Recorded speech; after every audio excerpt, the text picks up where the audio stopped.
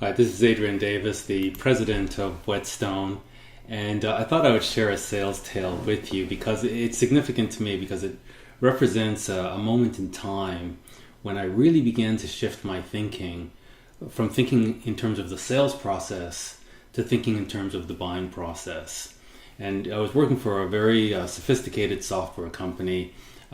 We spent a lot of money developing our sales process, and we updated the CRM, and we were ensuring that everybody was following the process methodically.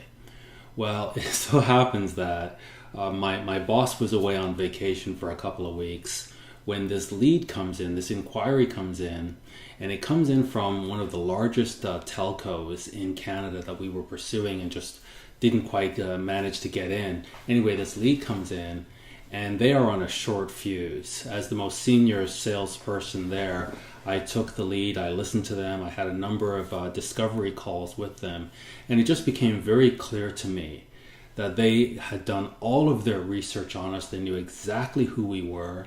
They knew who our competitors were.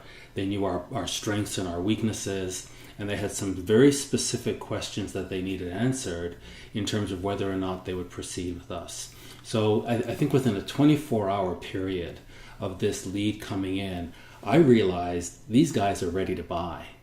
And that we just have to answer some very specific questions. So I think within about 5 or 7 days from the inquiry and the conversations that I had, I believe with the VP, one of the senior VPs there, I arranged for a meeting at their offices with all of their senior executives and all of our key executives. Our head office was in Silicon Valley.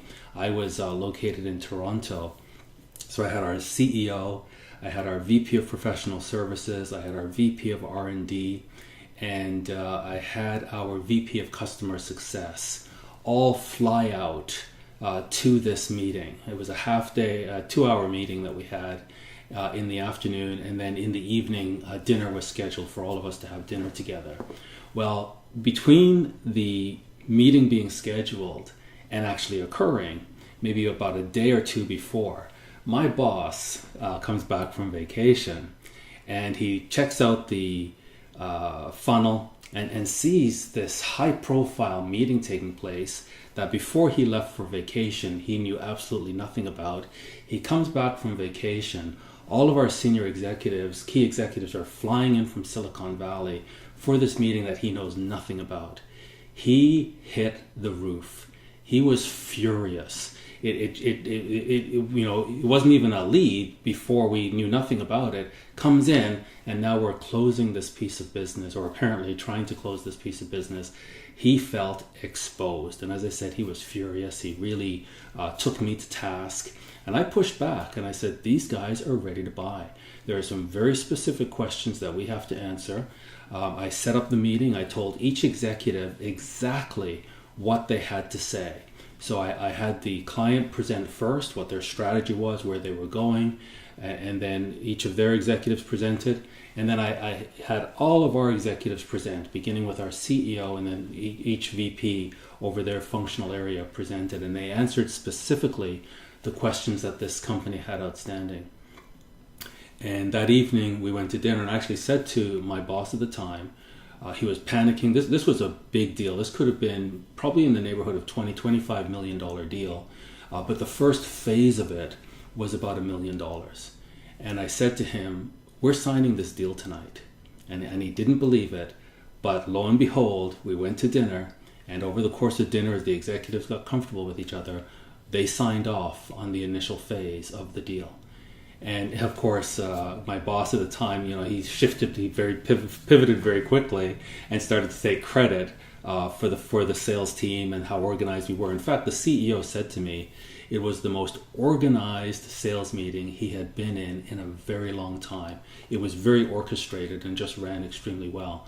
But what I learned from that was buyers buy on their own schedule and for their own reasons.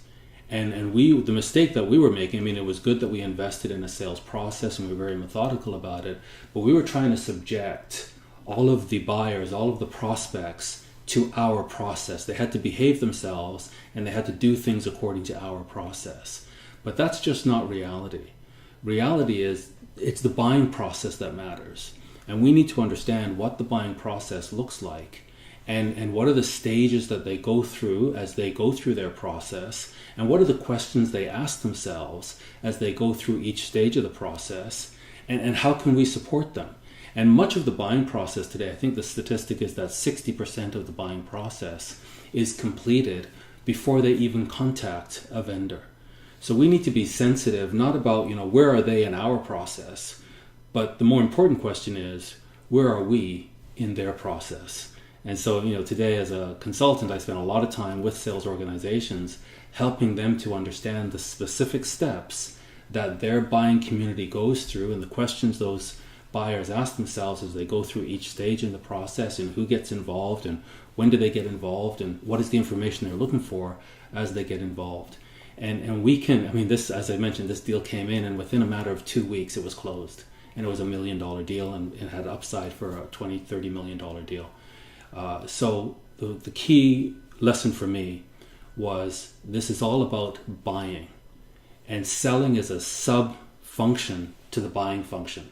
And we must understand, how can we as sellers create value at each step in the buying process, and we need to be aware of what that buying process is and where our customers are as they go through that buying process. So I hope this helps. I'll never forget it, and it certainly taught me a lot, and it was a turning point in my sales career. I hope it's beneficial to you.